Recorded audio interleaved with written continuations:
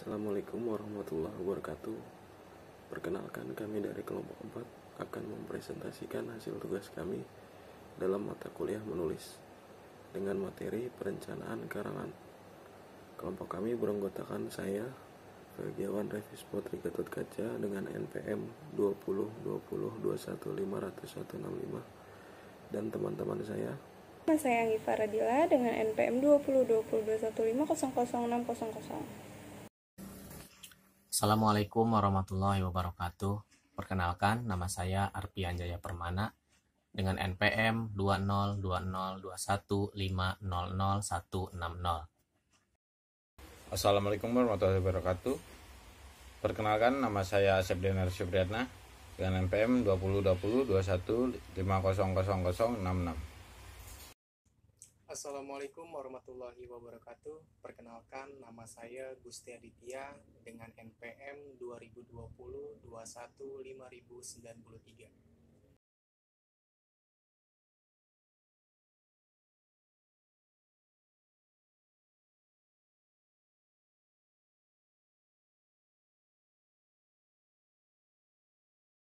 Perencanaan karangan yaitu semua tahap persiapan penulisan di mana kegiatan menulis bukanlah suatu kegiatan yang kebetulan, melainkan memang telah direncanakan. Dengan begitu, penulis benar-benar siap mengungkapkan gagasannya melalui tulisan.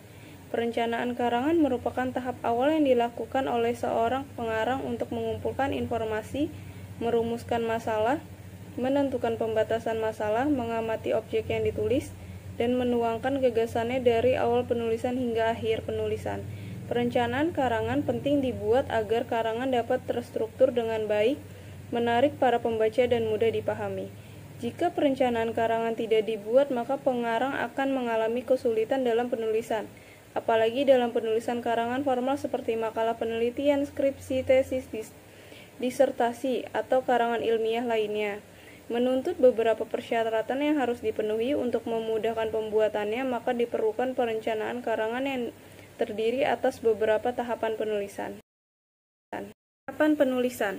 Prapenulisan. Menurut Minto Rahayu dalam buku Bahasa Indonesia di Perguruan Tinggi, tahap prapenulisan merupakan tahap perencanaan atau persiapan menulis yang mencakup beberapa langkah, yaitu A. Menentukan topik atau judul masalah, tujuan, dan kalimat tesis. B. Menyusun ranggangan, garis besar, isi, dan menyempurnakannya menjadi kerangka karangan lengkap setelah datanya lengkap.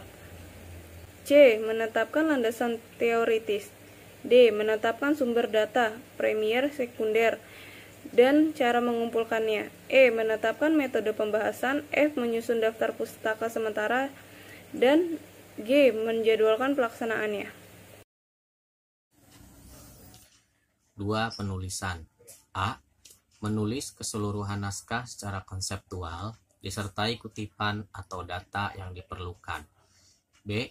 Penulisan tersebut mencakup C. Bagian pelengkap pendahuluan seperti halaman judul, abstrak, kata pengantar, daftar isi, daftar gambar, daftar tabel.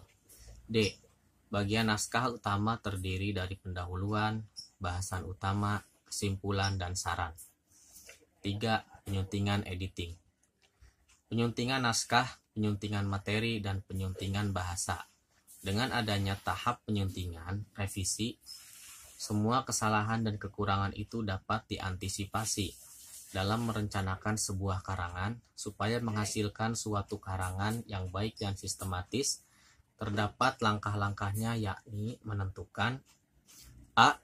Topik karangan. Topik karangan adalah ide sentral yang berfungsi mengikat keseluruhan uraian, deskripsi, penjelasan, dan seluruh pembuktian. Topik merupakan inti bahasan yang menjiwai seluruh karangan. Seluruh karangan harus mencerminkan topik tersebut. Fungsi topik karangan: A. Mengikat keseluruhan isi. B. Memudahkan pengembangan ide bagi penulis. C. Memberikan daya tarik dan mudah dimengerti bagi pembaca. B. Judul karangan. Judul karangan pada dasarnya adalah perincian atau jabaran dari topik atau judul merupakan nama yang diberikan untuk bahasan atau karangan.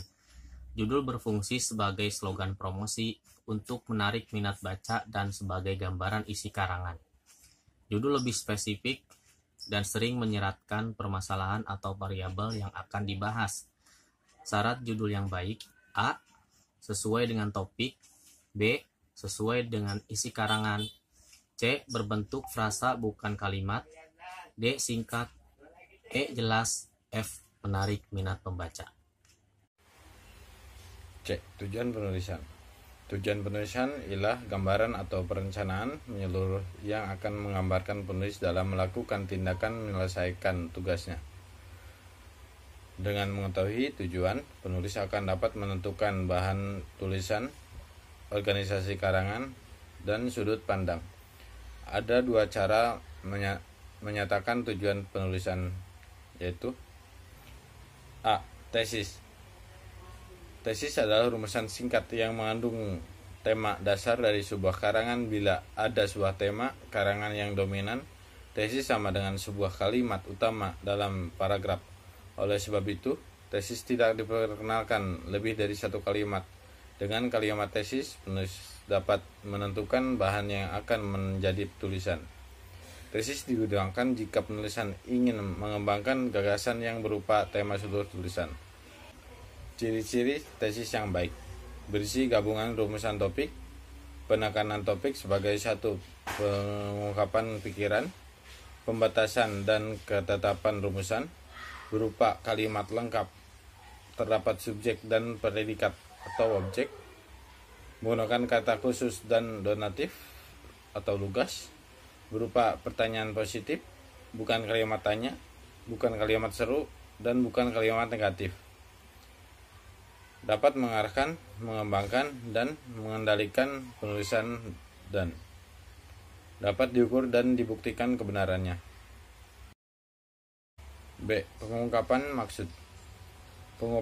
Pengungkapan maksud dilakukan tidak bermaksud untuk mengembangkan ide sentral. Jika tulisan tidak mengembangkan gagasan tema, maka tulisan dalam bentuk pertanyaan. D. Bahan penulisan.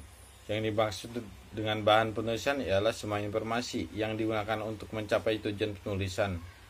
Informasi itu mungkin merupakan teori, contoh-contoh, rincian atau detail, perbandingan, sejarah khusus, fakta, hubungan sebab akibat, pengujian dan pembuktian, angka-angka, kutipan, gagasan, dan sebagainya. A. Bahan pustaka. Berasal dari buku-buku yang berhubungan dengan topik yang akan dibahas. Ada dua macam bahan pustaka yang harus penulisan kumpulkan. Yang pertama, bahan-bahan sumber yang bersifat teori.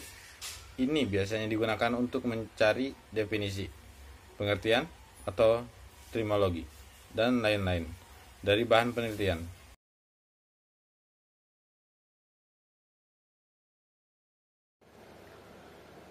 Lalu yang termasuk ke dalam bahan penulisan yang kedua adalah wawancara. Wawancara atau interview adalah salah satu cara mengumpulkan data dengan mengajukan pertanyaan kepada seorang yang dianggap berkompeten atau berotoritas tentang yang ditulis. Wawancara biasanya digunakan untuk mendapatkan data secara lisan. Alat bantu yang digunakan adalah alat perekam semacam tape recorder dan kamera video. Alat tersebut digunakan untuk memudahkan penyalinan ke dalam bentuk tulis. Lalu yang ketiga adalah angket. Angket atau kuesioner adalah pertanyaan yang digunakan untuk menjaring pendapat atau opini orang tentang sesuatu. Jawaban pertanyaan sudah disediakan, responden tinggal melingkari atau menyilangnya. Lalu yang keempat adalah penulisan draft. Penulisan draft merupakan pengklasifikasian data yang telah terkumpul yang kemudian disusun menjadi sebuah wacana yang terdapat dalam karangan. Dan yang kelima adalah penyuntingan wacana. Dalam penulisan karangan, hendaknya melakukan pengeditan ulang terhadap bahan yang akan disajikan, karena bahan tersebut harus sesuai dengan bahasa diksi, alinea, dan kalimat. Contohnya, penulisan kutipan yang benar, dan penulisan kata serapan yang sesuai dengan ejaan yang disempurnakan.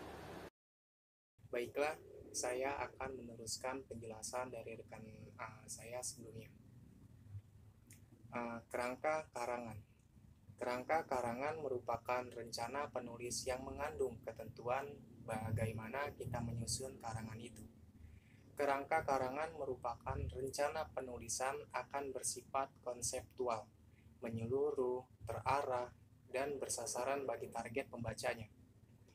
Yang mempengaruhi karangan-karangan atau kerangka karangan maksud saya ini ialah tujuan dan bahan penulisan. Menyusun kerangka karangan pada hakikatnya membagi topik ke dalam subtopik dan selanjutnya ke dalam sub-subtopik yang lebih kecil. Fungsi kerangka karangan yaitu menjadi 3 atau lebihnya menjadi 4. Yang pertama, memperlihatkan pokok bahasa, sub-sub bahasa karangan, dan memberi kemungkinan perluasan bahasa tersebut sehingga memungkinkan penulisan menciptakan suasana kreatif sesuai dengan variasi yang diinginkan. Kedua, mencegah pembahasan keluar dari sasaran yang sudah dirumuskan dalam topik judul, masalah, tujuan, dan kalimat tesis. Ketiga, memudahkan penulis menyusun secara menyeluruh. Dan yang keempat atau yang terakhir, mencegah ketidaklengkapan bahasan.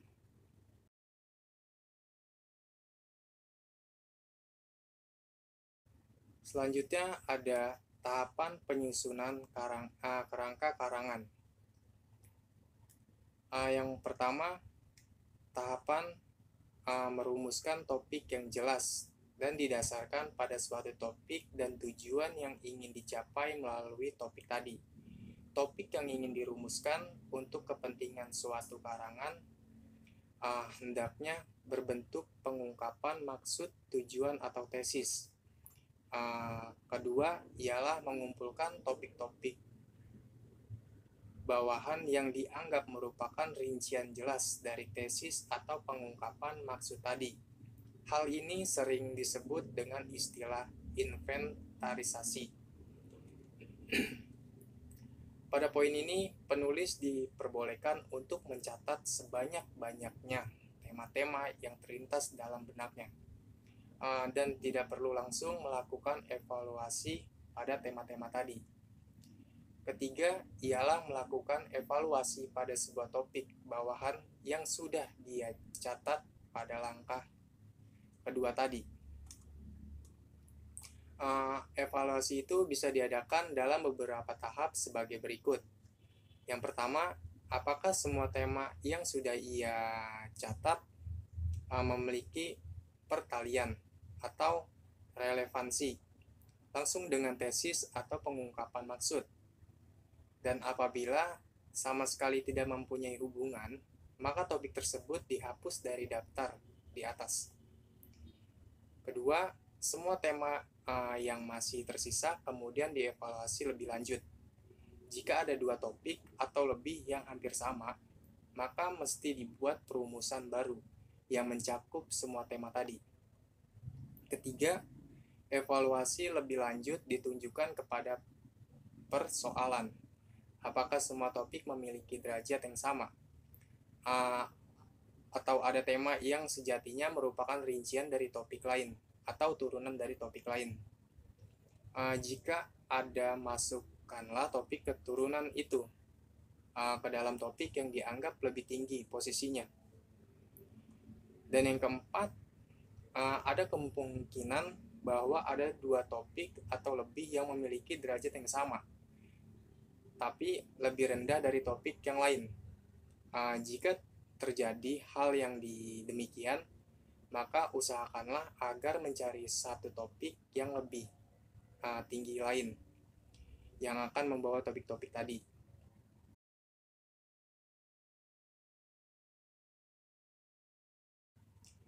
Selanjutnya, manfaat kerangka karangan.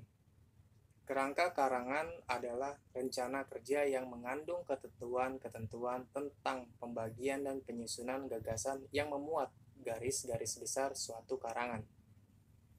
Adapun manfaat kerangka karangan adalah: yang pertama, memudahkan penyusunan kerangka secara teratur sehingga karangan menjadi lebih sistematis dan mencegah penulis dari sasaran yang sudah dirumuskan dalam topik atau judul. Kedua, memudahkan penempatan antara bagian karangan yang penting dan yang tidak penting. Ketiga, menghindari timbulnya pengulangan pembahasan. Dan yang keempat, membantu mengumpulkan data dan sumber-sumber yang diperlukan. Di sini ada bentuk kerangka karangan. Bentuk kerangka karangan lazimnya kerangka kalimat berbentuk deklaratif atau berita yang lengkap untuk merumuskan setiap topik, subtopik, atau subtopik seperti di bawah ini. Yang pertama ada pendahuluan. Mungkin dari isi dari pendahuluan ini kurang lebihnya kita sudah tahu atau sudah paham. Dari pendahuluan ini kita mengetahui bahwasanya ada isinya adalah latar belakang, perumusan masalah, tujuan penulisan, terus ada metode pembahasan, dan juga sistematika penulisan. Mungkin saya akan menjelaskan lebih detailnya. Dari pendahuluan ini, yang pertama ada latar belakang. Isinya pembahasan kesenjangan konsep, ideal, dan fakta, kajian pustaka, dan penalaran yang menimbulkan masalah. Kedua, perumusan masalah. Isinya merumuskan masalah dalam kalimat tanya yang akan dibahas dan akhirnya akan dijawab dalam kesimpulan. Yang ketiga, tujuan penulisan. Isinya target yang ingin dicapai. Keempat, pembatasan masalah. Isinya perincian ruang lingkup pembahasan, tempat penelitian, dan waktu. Dan yang kelima, metode pembahasan. Isinya metode yang digunakan dalam penelitian tersebut. Dan yang terakhir, sistematika penulisan. Isinya adalah urutan-urutan sistem pembahasan. Dari hal tersebut, lebih lanjut, yang kedua, landasan teori. Rumusan teori yang berhubung dengan topik yang akan dibahas, misalnya pengertian, bagi-bagian, dan lain-lain yang sifatnya teoritis. Dan ketiga, hasil penelitian. Isinya adalah inti bahasan, biasanya merupakan aplikasi teori, hasil dari seluruh penelitian. Keempat, penutup, berisi kesimpulan, jawaban masalah, dan saran-saran jika ada. Penyuntingan atau revisi. Tahap revisi ini bertujuan untuk memeriksa kembali tulisan yang telah jadi ataupun memperbaiki berbagai kesalahan dan kekurangan dalam karya tulis. Yang direvisi dari karangan yang telah dibuat meliputi A. Penyuntingan naskah atau data. Data baru yang ditemukan memungkinkan untuk dilakukan penambahan ataupun penggantian data. B. Penyuntingan materi. Pendapat baru. Seringkali setelah menulis karangan, penulis menemukan ide dan pendapat baru yang lebih baik dari pendapat lama, sehingga perlu dilakukan revisi. C. Penyuntingan bahasa. Ketikan. Dalam penulisan karangan, hendaknya melakukan pengeditan ulang terhadap bahan yang akan disajikan karena bahan tersebut harus sesuai dengan bahasa diksi, alinea, dan kalimat. Contohnya, penulisan kutipan yang benar, penulisan kata serapan yang sesuai EYD. Kesimpulan. Berdasarkan pembahasan isi makalah di atas dapat disimpulkan bahwa 1. Perencanaan karangan adalah semua tahap persiapan penulisan dari awal mengarang sampai terbentuk sebuah karangan. 2. Tahap pembuatan perancangan. Tahap pembuatan perencanaan karangan ialah tahap pra-penulisan, tahap penulisan, dan tahap penyuntingan revisi. 3. Tahap pra-penulisan merupakan tahap perencanaan atau persiapan menulis. Tahap penulisan merupakan tahapan untuk menulis keseluruhan naskah secara konseptual disertai kutipan atau data yang diperlukan. 5. tahap penyuntingan revisi, yaitu tahapan yang terdiri atas penyuntingan naskah, penyuntingan materi, dan penyuntingan bahasa. 6. Untuk menyusun karangan yang baik, perlu diperhatikan dalam memilih judul, topik, tujuan penulisan, bahan penulisan, dan penyusunan kerangka karangan. 7. Kerangka karangan merupakan rencana penulisan yang mengandung ketentuan bagaimana kita menyusun karangan itu. 8. Tahap revisi ini bertujuan untuk memeriksa kembali tulisan yang telah jadi ataupun memperbaiki berbagai kesalahan dan kekurangan dalam karya tulis. Demikianlah presentasi dari kami tentang perencanaan karangan. Semoga materinya dapat dimengerti, dan terima kasih telah menyaksikan presentasi dari kelompok kami. Assalamualaikum warahmatullahi wabarakatuh.